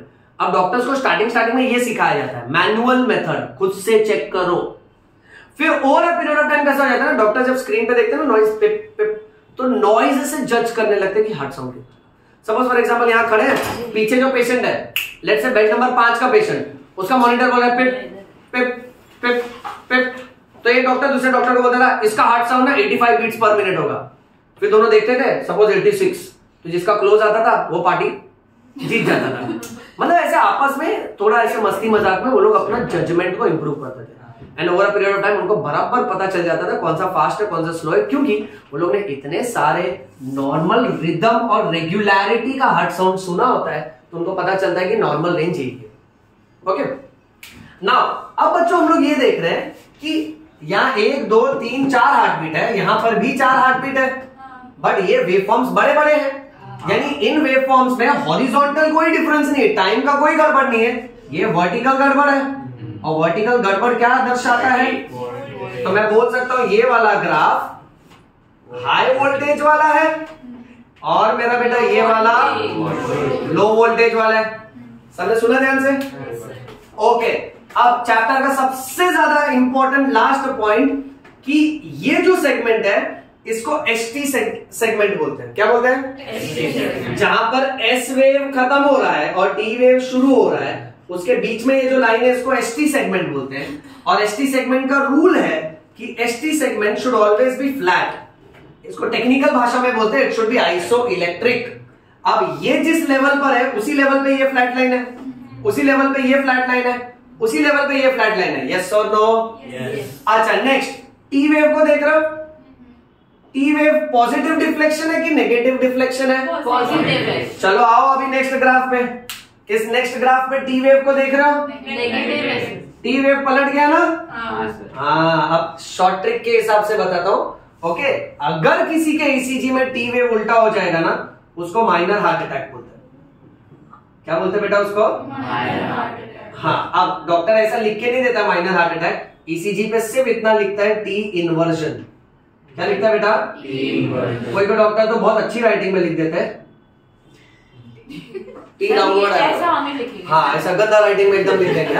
यानी टी वेव पलट गया, इसको माइनर हार्ट अटैक बोलते हैं। आने वाले लेक्चर में सिखाऊंगा, इसको इश्चेमिया बोलते हैं। क्या बोलते हैं? इश्चेमिया यानी हार्ट को ब्लड कम पहुंच रहा है, हार्ट को ब्लड कम पहुंच रहा है। Next, ST segment iso electric होना चाहिए। अब देखना यहां पे, ये टी वेव के बाद एस वेव तो आया ही नहीं नीचे, तो इसका एसटी सेगमेंट यहां पर है ना, यही अज्यूम करेंगे।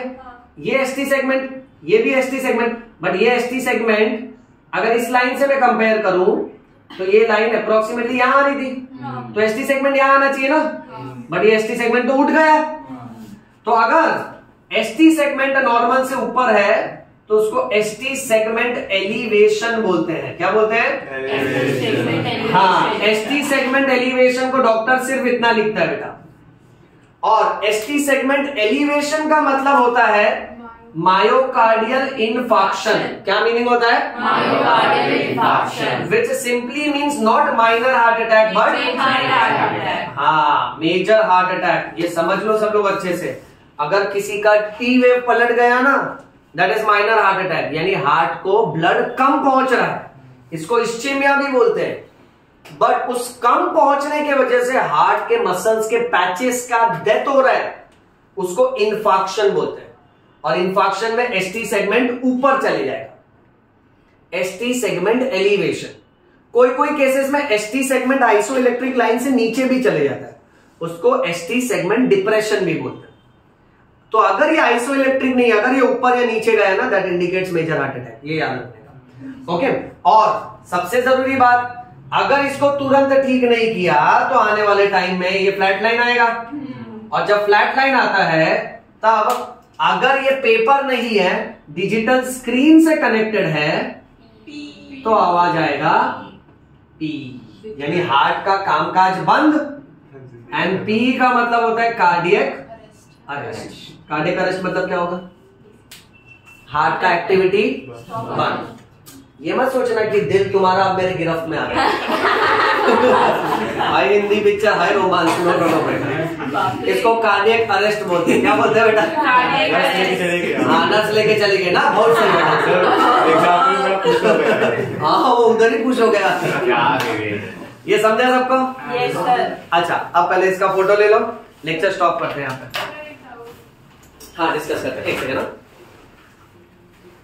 फोटो ले लो। हाँ, स्टॉप कर दो।